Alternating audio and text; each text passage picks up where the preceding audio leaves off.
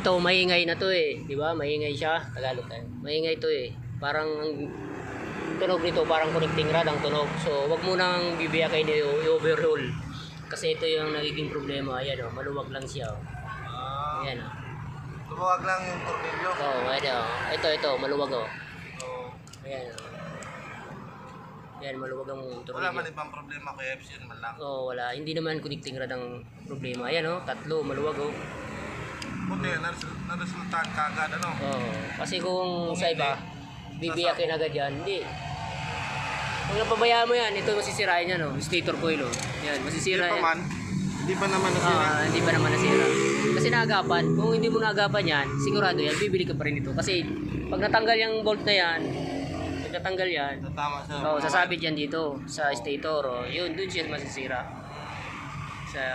Yan ang nangyari. Buti na lang at naagapan mo. Yan o.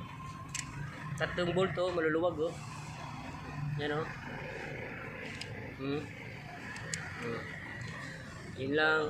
Tingnan muna yung bolt sa flywheel para sigurado.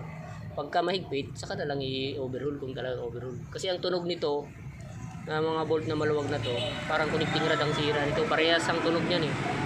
So yun lang po. Maraming salamat. Papalo na lang.